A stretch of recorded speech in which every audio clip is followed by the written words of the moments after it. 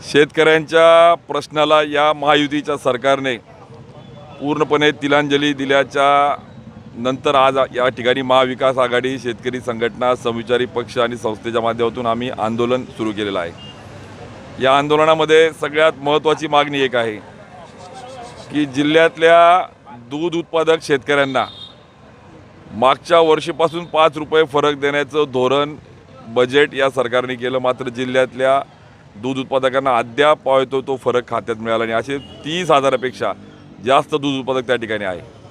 म्हणजे घोषणा करायच्या आणि अंमलबजावणी नाही, बजेट करायचं पण तरतूद करून खात्यात पैसे द्यायचे नाही। म्हणजे शेतकऱ्यांच्या दूध उत्पादकांची जी चेष्टा लावली तो सगळ्यात पहिला मुद्दा आम्ही घेतला आहे। जोपर्यंत दूध उत्पादकांच्या खात्यात पैसे देण्याचं शाश्वत आज उत्तर घेत नाही तोपर्यंत आम्ही आंदोलन या ठिकाणी सोडणार नाही आहे। नंबर 2 की 8,000पेक्षा जास्त केळी उत्पादक की ज्यांनी केळी लागवड केल्याची तालुकास्तरीय महसूल आणि कृषी विभागाने खात्री केली, जिल्हास्तरीय जिल्हाधिकारी कृषी अधीक्षक यांनी खात्री केली, आणि दुसऱ्या बाजूला हे कृषी मंत्री राज्याच्या सभागृहात सांगतात की केळी उत्पादकांची लागवड नाही म्हणून त्यात सगळ्यांना फेटाळण्यात येतं आहे। या 10,000 केळी उत्पादक विमाधारकांना न्याय मिळाला पाहिजे, कारण की त्यांनी लागवड केलेली आहे। म्हणजे सरकार शेतकऱ्यांचं आहे का हे इंग्रजांच्या पोटचं याचे DNA तपासण्याची वेळ आली, ही आज परिस्थिती आज त्या ठिकाणी आहे।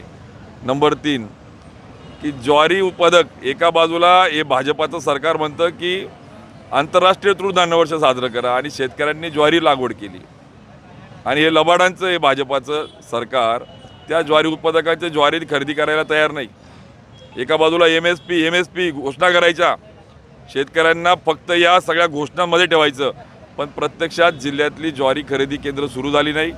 परिणामस्वरूप 250 कोटी रुपयाचं नुकसान शेतकऱ्यांचं झालं आहे। त्यांना कमी भावाने बाजारात विकावं लागली। किमान आता ज्यांचं राहिलं आहे त्याचं ऑनलाईन खरेदी करा, मध्ये सांगता गोडाऊन नाही, बारदार नाही। आणि नंबर 4 की हे देवेंद्र फडणवीस हे जिल्ह्याच्या आणि राज्याच्या कापूस आणि सोयाबीन उत्पादकांची फसवणूक करत आहेत। या जळगावमध्ये ज्या वेळेस लोकसभेचा फॉर्म भरला त्या भाषणामध्ये असेल, भुसावळ पाचोऱ्याच्या सभेमध्ये असेल, यांनी सांगितलं की आम्ही कापूस उत्पादकांना न्याय देऊ, परंतु घोषणा केली मात्र त्याचा अजून GR नाही। मग कधी देणार खात्यामध्ये?